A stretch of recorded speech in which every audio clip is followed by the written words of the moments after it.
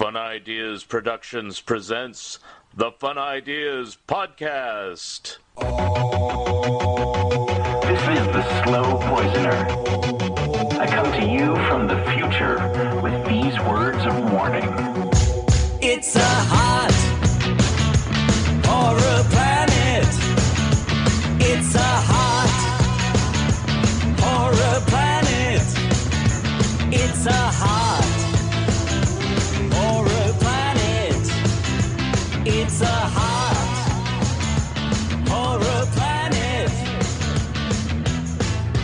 Living in science fiction. Past the point of no returning. We got high on gasoline. And we blew the scene. Hi, this is Mark Arnold, and welcome to Fun Ideas Podcast number 81. This episode is sponsored by the fine folks at Lee's Comics. Attention comic book fans, Lee's Comics of Mountain View, California has closed. But here's the good news. Lee's Comics eBay store is still going strong with over 10,000 vintage comics, the majority of which are now on sale, for half off. Choose from Lee's huge stock of golden, silver, bronze, and modern age comics, and specializing in Silver Age Marvel titles. You can count on friendly service, accurate grading, and quick, secure shipping backed by a money-back guarantee. To check out Lee's eBay store, go to eBay.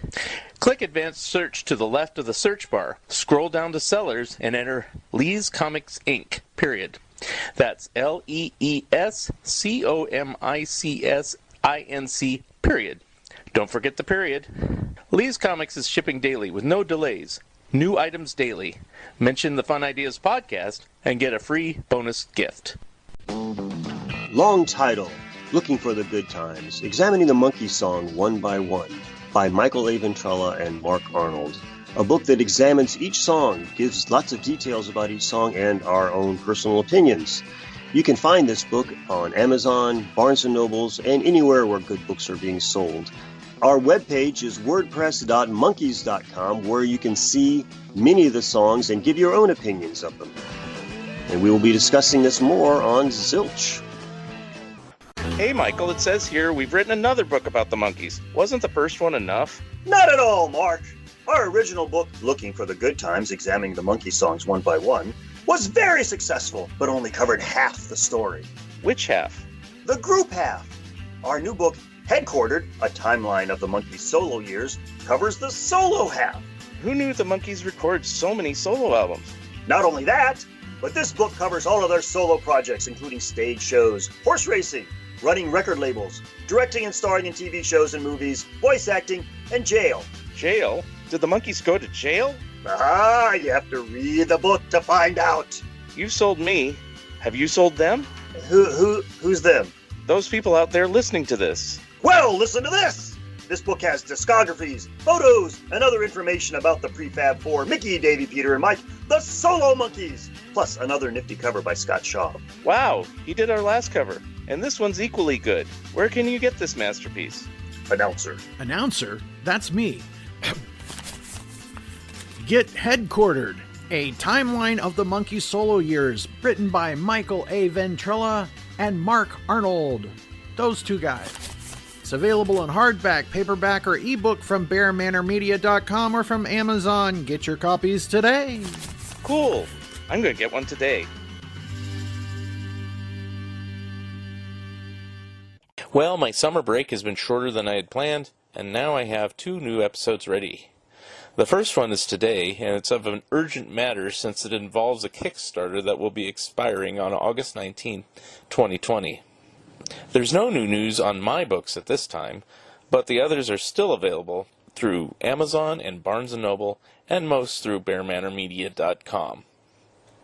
Our guest today is an artist who has worked with the Muppets, Nancy and Sluggo, Tom and Jerry, Bugs Bunny, and has illustrated various children's books, including today's book, which has a special Kickstarter. Here he is, the return of Guy Gilchrist. Okay, we have Guy Gilchrist on the phone today, and he's here to plug his new Kickstarter. But before we do that, for people who don't know who you are, just tell us a little bit about yourself and different projects you've worked on in the past. Okay, my name is Mark Arnold, and I have a podcast. Oh, wait, I'm reading your script. So, Well, I guess I'll always be known as Jim Henson's cartoonist. Back in 1980, so this would be my 40th anniversary. Yay. I started working with Jim Henson, creating the Muppets comic strip, and that was my main job for Jim, although I also worked on all of the other properties as well and helped in the creation of some of them, like the Muppet Babies, Fraggle Rock, and then went on from that and working with Jim to writing, about 60 some odd of my own books, and working on Tom and Jerry, Looney Tunes, The Pink Panther, an awful lot, and then 23 years of Nancy and Sluggo. I think we got it all in, didn't we, Mark? yeah, that's pretty good. All right, thank you very much. No. Well, hey, good to talk to you. Actually, since we talked last, I will ask this. I interviewed B.K. Taylor, and he said he worked for the Muppets for a time. Did you guys ever cross paths? No, Okay. which is not odd. Okay. Because I was working at home, Okay. and the office was at 117 East 69th Street.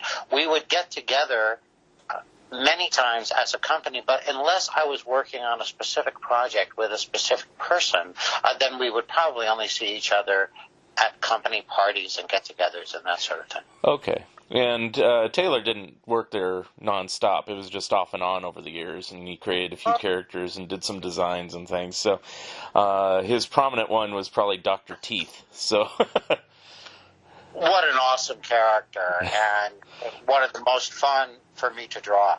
yeah, and he relayed the story just to refresh everyone's memory. Is that it was the first Muppet designed with teeth like that, not monster teeth or something, just big teeth. And Jim Henson goes, so much teeth. And he goes, oh, I can take that out. And he goes, no, I like it. So, and it was loosely based on Dr. John, the Night Tripper, and stuff like that. So, Yeah. Well, if you look back at Michael Frith's original drawings, they're wonderful on all of the band members. And Michael was really my day-to-day boss. Yeah. And BK worked with him, too. So, I guess everybody went through Michael Frith, So, so I was just asking him, and it didn't ring a bell. The only name that did ring a bell is Craig Yo, which, he's still around. If you didn't work with him at the Muppets, you may have seen him at conventions or something. So it's like... Yeah, Craig was there after me. Yeah. So, big Muppet community, but... Anyway, I just wanted to say that because I go, oh, okay, some more Muppet connections. I'm not even trying to do a Muppet podcast. It's like, wow, everybody worked for the Muppets. So, but everybody wanted to, Yeah. Jim was just such an incredible creative force and such a genius that it was such an honor to be in his universe. Just anywhere around him. You so much wanted to please him. Right. And everyone I've talked to about it said basically the same thing as you're saying, and, that it was an honor and that he was a great guy and everything like that. So, anyway, so you're on to newer projects, and the purpose of our conversation today is you have a Kickstarter. So, the book is called Monster Dance. I don't know much about it except seeing some drawings, and it looks kind of interactive. So I'll give you the floor, and you can promote the Kickstarter. Well, thanks. I'll draw on the floor. Okay. I'd rather do I'd rather draw on the drawing table, but I'll take the floor.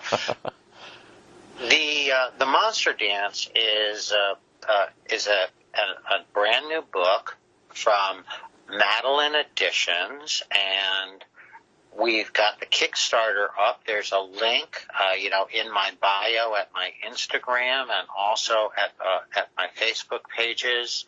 This is a book that is empowering children through this very difficult and challenging time that we are in with the virus. I love drawing monsters. I've always had a real soft spot in my heart for monsters, and many of not only the Muppet characters that I've drawn that are monsters, but many of my own books. And I've written, quite a few.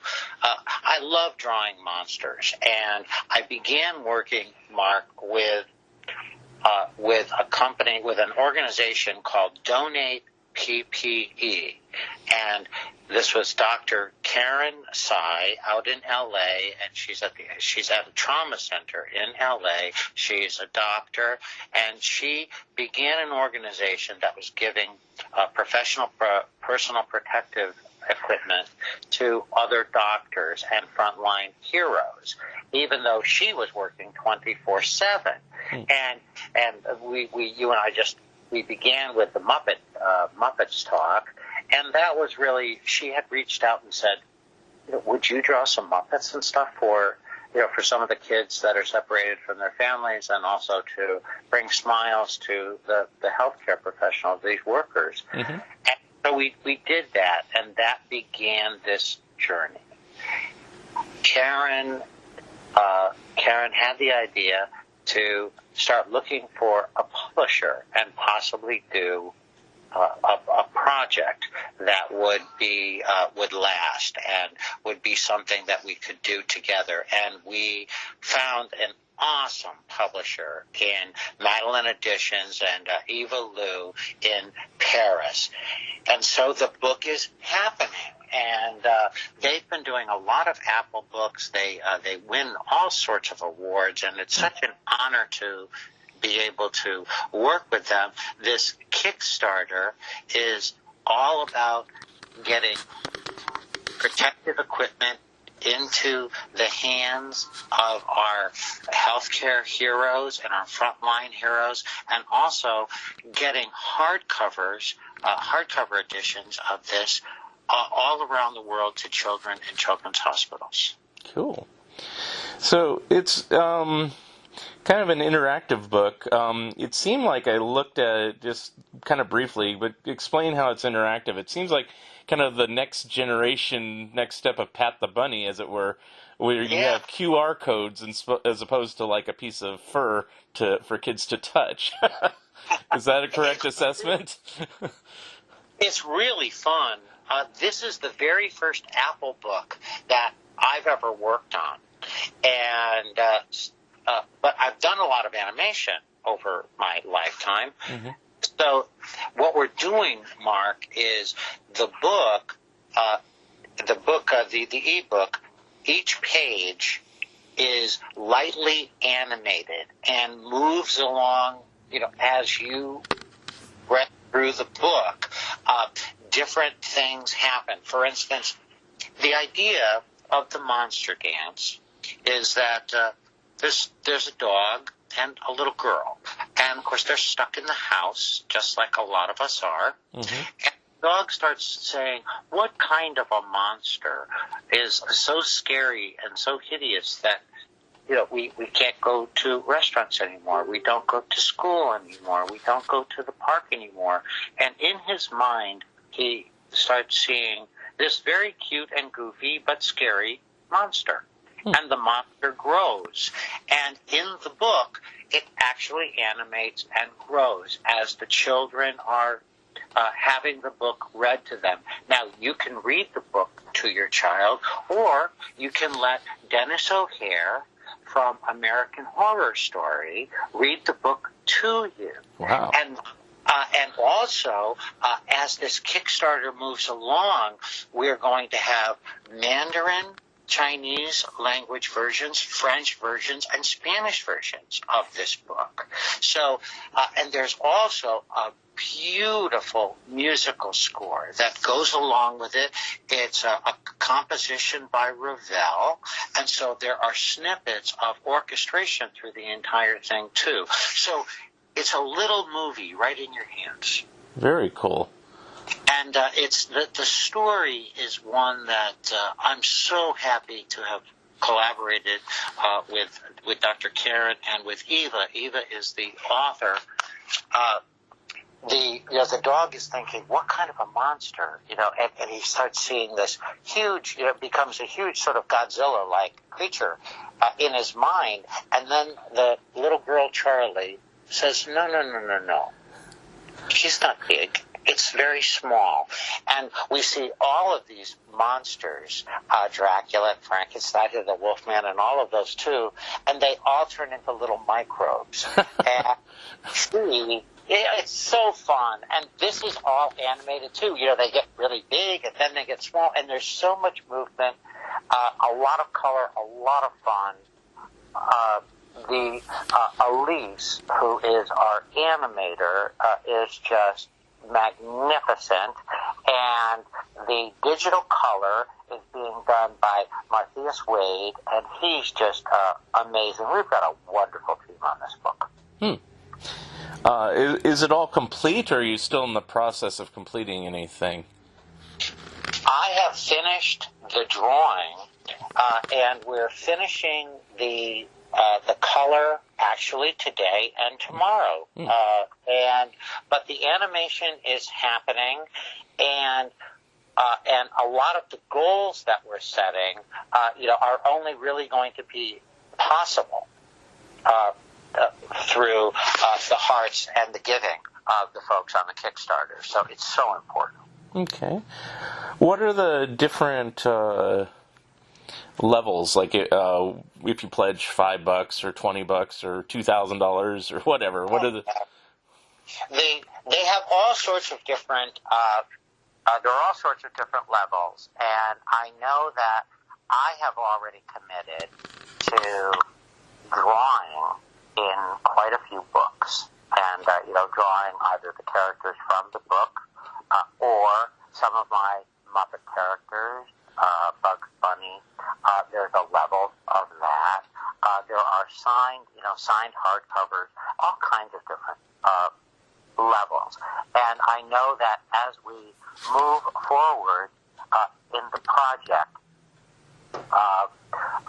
if we're able to meet some of our goals, we'll be adding even more fun things that we can send. But as soon as you're a backer, no matter what, you are the first to get the Apple book immediately. Wow. That's a very cool thing, no matter what you pledge. Very cool. Seems like it's doing pretty well. So you have the ultimate goal of, at this point, of $25,000, it looks like. If it really goes bananas, as it were, do you have any, other goals in the planning if it really goes, like a stretch goal, if it goes up to like 30, 40,000 or something like that? Oh, yes. Well, I've already spoken to, and I can't reveal, but I've already spoken to a good friend of mine that lives here in Nashville, who is a internationally known Latin pop and contemporary Christian singer and actress, and she would be doing the Spanish-speaking version of this if we start making some goals. Okay. So that's really, really neat. And the other thing is I'm already thinking of ways that we can give more to the children in the hospitals. We have been talking with a lot of different children's organizations and trying to work things out where the book can actually be given to children all over the world. And, of course, that's not cheap to be able to do that kind of thing. And that's something that we truly want to happen. I want this book to not only be there for children and families during this pandemic, but to be there as a friend through all of the different things that happen. When you're a kid and you get sick, gosh, it's so hard on your parents and it's so hard on everyone.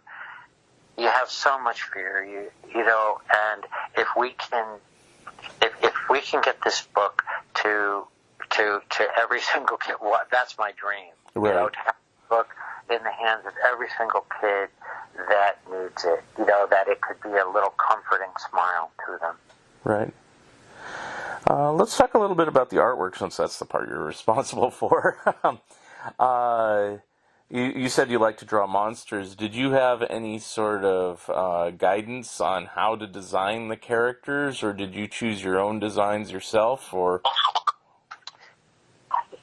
we got together. I designed. I made everything up. Okay. But in the monster category, folks that are familiar with my Nightlights and Pillow Fights, the two books, those are the ones that they were kind enough, the National Cartoonist Society gave me the awards and that stuff a long time ago. The Nightlights books and the Just Imagine, and also the Nightlights and Pillow Fights Sunday feature that we had going for about 10 years. Folks know what my monsters look like, and that's what these look like. Yeah. But I will say that I had such a tremendous inspiration for Charlie and Maurice. Maurice is the dog, and Charlie is the little girl, and they are based on our publisher and my writer friend, Eva Lou's daughter and her dog. Oh, wow. Yeah, she sent me some pictures over as inspiration. I said, inspiration? That's it. We're in. I'm stealing these pictures of your daughter and your dog. Here we go. Now, I don't consider this an insult. I think it's a compliment. It has a little of a Chuck Jones type vibe to it. Was that kind of what you were shooting for, or it just happened? It always happens. Yeah. You are what you eat, Mark. Yeah. And I've been accused, and gratefully, thank you. If people say that I do anything that looks like Chuck Jones, I'm so grateful. Oh, good. One of the greatest things that ever happened to me was years and years ago getting to go out to Los Angeles and train on the Looney Tunes in the late 80s to become the Looney Tunes official artist over on the East Coast in New York City. Mm-hmm. That was, in the late 80s, during about the time of the Roadrunner, the Bugs Bunny Roadrunner movie. Yeah. Mm-hmm. Drawing, so if you say that I draw like Chuck Jones a little bit, thank you. Okay.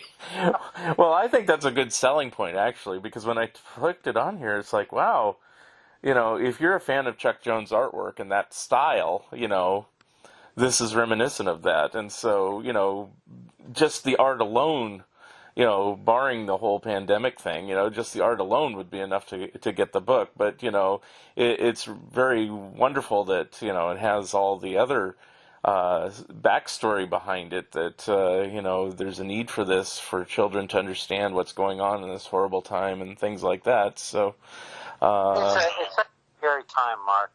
When we started, when Dr. Karen reached out to me first, and I will tell you, friends, please go visit donateppe.org, and you can download, if you have kids and stuff, you can download coloring pages and stuff for free from me over there. But when she reached out to me and started telling me some of the stories of the children that were separated from their families and that she was seeing and then talking to Eva and talking about her daughter and all of the kids that are just wondering why. Why can't I go hang out with my friend? Why am I going to school? Gosh, you and I are freaked out. Imagine. Yeah, I was going to say adults could get this book and try to understand why we're staying at home. You know? Yeah, and when we first started all talking about it, it's such a huge subject, and that's why I mentioned, well, how about if we make it a monster? And then we kind of cut that monster down to size. And so that's what this is. Yeah. That was the inspiration for this. Yeah. And excellent idea. So it's like, if, assuming this does well, and it looks like it's on its way to doing well, do you have other similar projects in the planning, or is this like a one-shot deal, or do you not know? Well, I kind of take things one step at a time. Mm-hmm. But if this book does well, then I would certainly like to do another. I would like to work with Eva and Dr. Karen again. Okay. I love one of the things that has been so distressing during this time of our we're all separated. Besides, of course, not being able to go to the Comic-Cons and stuff, I love to visit children's hospitals. Mm. And it's such an incredible blessing that I can draw something and make somebody happy. Mm-hmm. I mean, it's I don't need to bring toys or anything like that. I can sit down and just with pencil and paper and draw a character, and we can color together and that kind of stuff. So I've been thinking to get back to trying to answer the question. I've been thinking, I would really like to do more things that would be helpful to children in tough situations. Wow, that's great. Just as an aside story, I happen to notice on your Facebook that you've, if I'm reading it correctly, you couldn't correct me, is like you're retiring your truck of almost 400,000 miles. It's like, so I assume you use that truck to go to children's hospitals as well as conventions and everything over the years? Trigger. Yeah. Trigger. So what finally ended that truck? Just out of curiosity, it's like you had it almost 20 years, it looks like. Yeah. Well, it was going, and was losing compression in a couple of cylinders, and I made a deal with Trigger. I talked to the truck.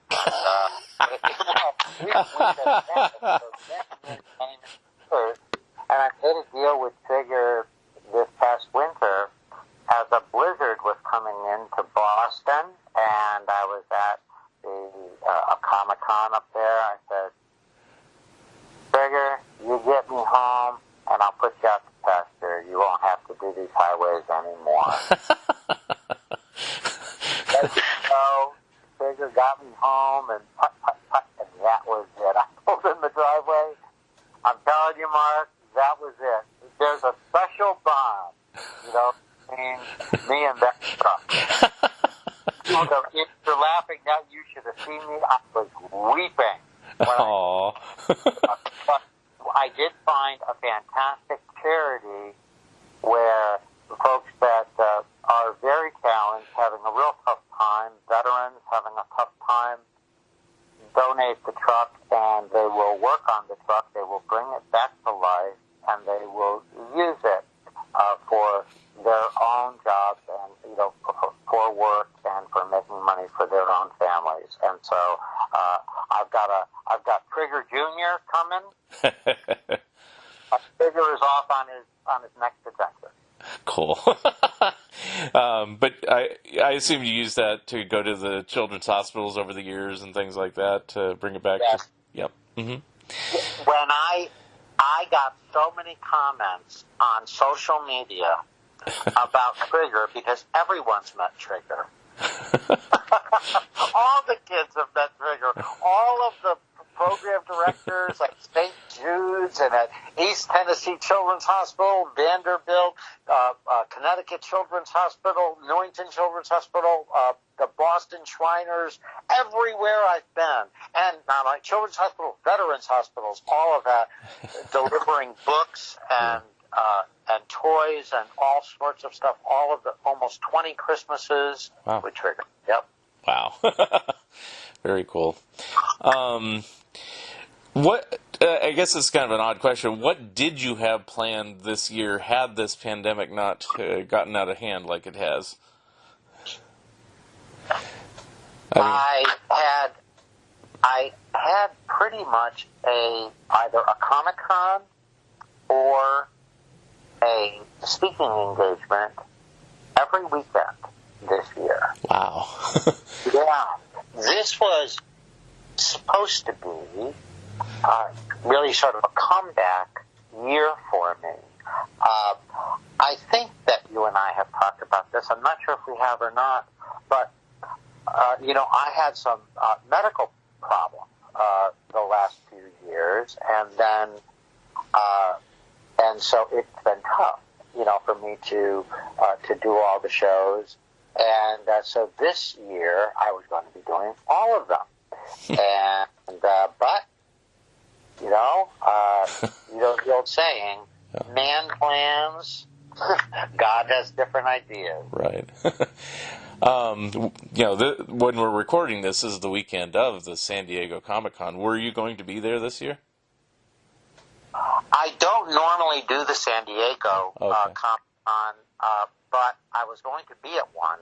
I was at one. I had one every single weekend. Okay. I don't tend to do the San Diego one. It's so big. Yeah. There are several that go on at the same time, in different parts of the country. Right. And let's see, where was I supposed to be this weekend? Let's go. Fanboy. Fanboy, okay. Yeah, Fanboy. And where's that? Knoxville, Tennessee. Oh, okay. Yeah. I'm just curious, because it's like San Diego gets so overwhelming. It seems like nothing else goes on in a normal situation. And then, when they announced that they were canceling, I go, wow, this is big, because they hesitated for a while.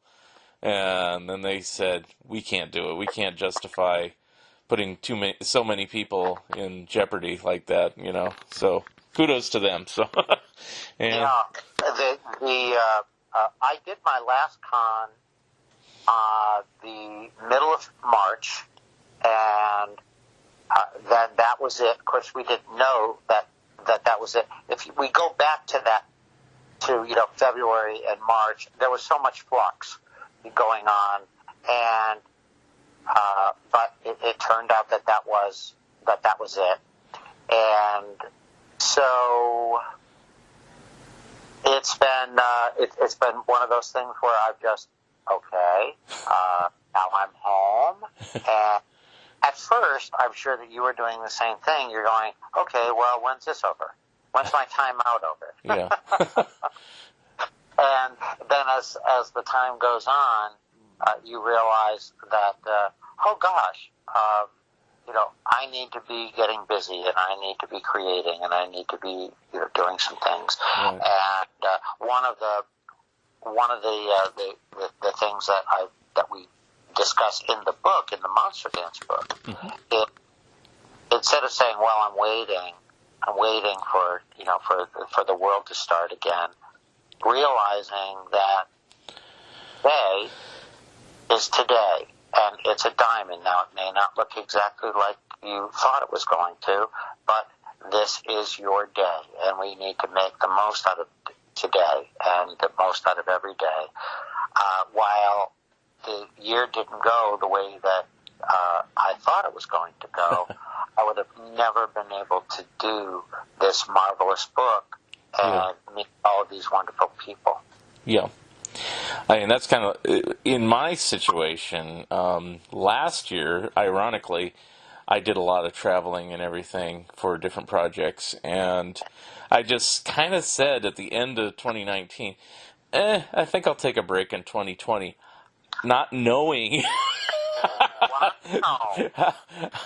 how it would be. And so I had planned not to do so much traveling this year. Normally I go see my family in California and stuff like that, and it's a big haul and stuff like that. And I said, I could skip a year, and wow, well, also my family was going to come up and see me. So I thought, okay, let's do it that way this year. Well, all that's gone under the wayside. So, but I had planned to work. You were the opposite. You were the opposite of me, because I had a problem with my back, and I was slowly becoming paralyzed from the hips down, and it was just like the spinal cord was shutting down. And anyway, so I was doing the Comic-Cons, but only doing them, and then having to ice and heat and all of that kind of stuff, and only being able to do so much. Right. Then I had the surgery last year and did my rehab, and I felt like a totally new person in the middle of 19. So I was really, really, really looking forward to being out there. So I booked, Mark, I'm telling you, and folks, if you follow me at all, I booked everything. Yeah. I'm like, what? Do we have anything going that weekend? Okay, I'm there. Where is it? I'm there. I mean, I didn't care. It was like, okay, I'm going to be at Trixie's garage sale. Okay, I didn't have a weekend. Okay. I had everything booked from the big cons like LA and New York and Cincinnati and all of that, to smaller venues and theater appearances and all of that sort of thing. But I am really embracing this time being home. Yeah. I've done this book, and now I'm working on another book for another publisher that'll come out next year. And really, enjoying the time back at the board. Yeah.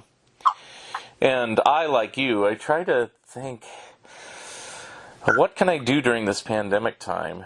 And I'm not really, I kind of think, there's nothing I can do. I mean, I can donate money, of course, and I can, try to help people out as best I can, from a distance, as it were, but I said, what's the best thing I can do? And I had to kind of go through my resources, and the fact that I do this podcast, I mean, it's like when we talked, my podcast normally runs roughly from like September to May, and then I take the summer off just because I figure people are out and about and, doing other things. They're not going to sit and listen to a podcast. And this year I said, well, everybody's home. Maybe I should just keep doing them. And so I kept doing them for 2 more months than I normally wouldn't do. And then I said, well, now, I'll take a break. But then, things like your project come along and I go, I can't wait for that. I can't wait for October. Your Kickstarter's done at that point, and it's old news. So I said, I'll do them as they come during this summer period, and, at least keep the news out if there's something important, anything to do to help artists and writers and creators do their thing, and anything to help anybody doing, during this pandemic time, the best I can do. This is the best I can do without being a frontline person, as it were. This is my front line. Yeah, it is, and boy, I certainly appreciate it, and certainly, this is a tough time for the arts. So many people are,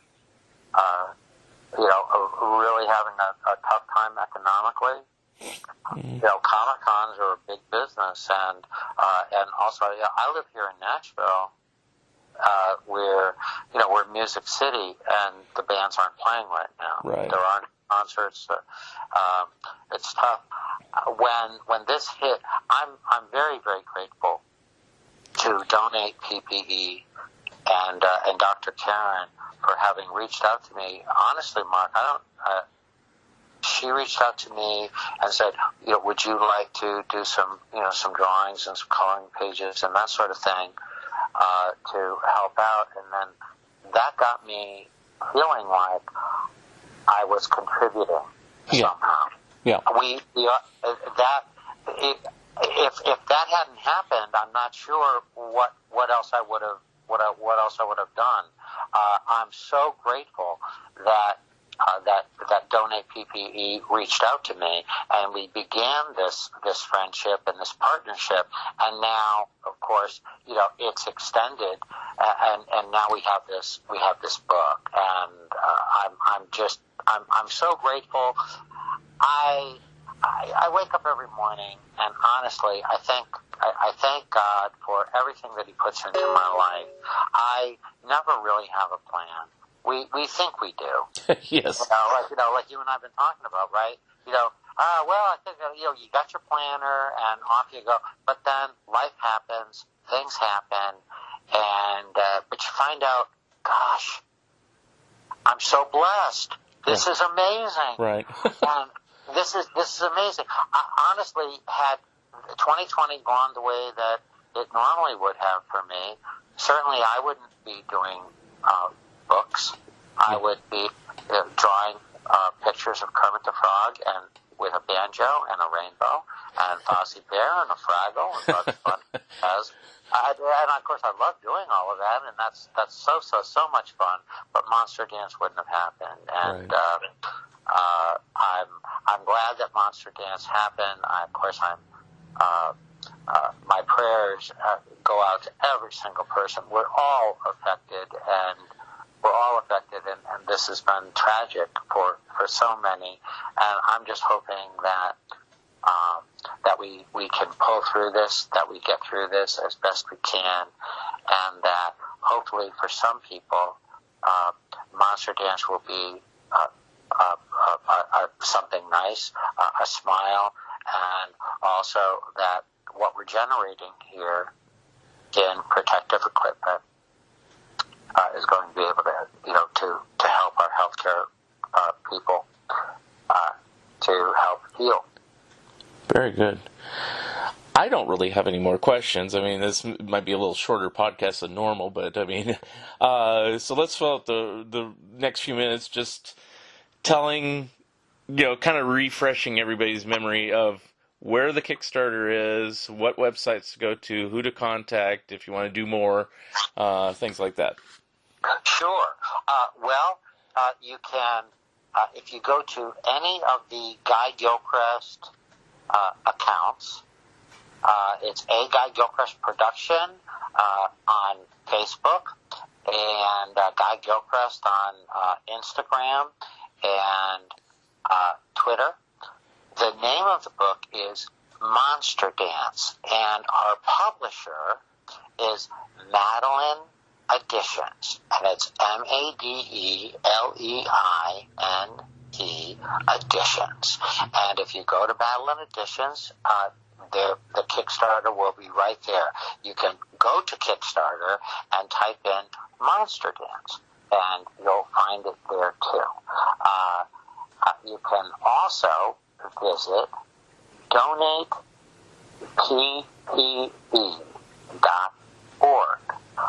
That is the organization that began this entire thing, and so far we've been able to donate well over 1.2 million pieces of personal protective equipment to frontline heroes, and lots and lots of other stuff that has been going on there.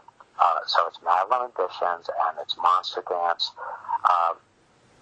And I can't thank you enough, Mark, for everything on this. Thank you. You're welcome. And if they just want to reach out to you, what would be the best way? Let's see. Well, besides knocking on the door, because the dog will bark. Anyway, I'm very active on all social media, and we also have the Guy Gilchrist Production, a Guy Gilchrist Production website, and I answer all of my mail. We have a wonderful store over there. If you click on shop, there's all kinds of different stuff. And definitely send me an email. We are doing we're doing commissions and stuff. We've got a couple of great stores, and I've been staying busy, and I'm so grateful for that. All right. Well, I thank you, guys. This is a great project. I don't want to belabor it. I just figured, we have to get some sort of, announcement for it, and this is really good. I will get this up in the next couple days because this is kind of an urgent Kickstarter that does wonders, for children suffering through the pandemic and beyond. So I congratulate you on this and this project and the doctor involved and the author involved as well. Thank you so much, Mark. 2020 was the first time kids asked, but why? And we didn't have an answer. As the world scrambled to fight COVID-19, the mental health of our youngest generation has been overlooked. Wanting to change this, we have created Monster Dance, the first multimedia picture book for children about life in the time of the pandemic, and give families the opportunity to provide an uplifting tale for the little ones in their lives. For this, we've assembled the mightiest of teams. Beloved illustrator Guy Gilchrist, author and Madeline Editions founder Eva Liu, physician and co-founder of Donate PPE, Dr. Karen Tsai, and acclaimed actor, and on this occasion, your narrator, Dennis O'Hare. Monster Dance follows Maurice, an endearingly melodramatic dog, and Charlie, an artistic little girl, as they grapple with a world that's suddenly gone topsy-turvy.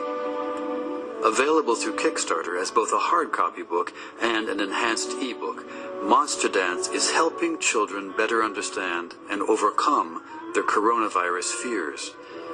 Thanks to your support and pledges, we will be donating copies of the book and PPE masks to hospitals around the world.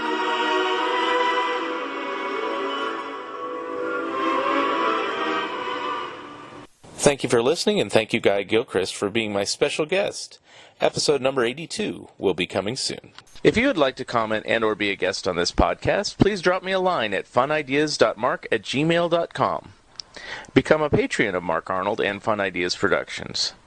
If everyone listening just contributed $1 a month, that would be a tremendous help in continuing the production of my books and this podcast. Also, subscribe to my YouTube channel. The opening and closing music for the Fun Ideas podcast is provided courtesy of Andrew the Slow Poisoner Goldfarb and is used with permission. This has been the Fun Ideas podcast. This is Mark Arnold speaking. This episode is copyright 2020, Fun Ideas Productions. Thank you, and good night. Headed home to a cardboard hut with duct tape doors. At the price I'm paying, be glad it isn't yours. Now get up, Crab Mountain, get up. Crab Mountain, get up. Crab Mountain, get up. Crab Mountain, get up. Crab Mountain, get up. Crab Mountain, get up. That mountain of crab. And don't fall back. Don't fall back. Don't fall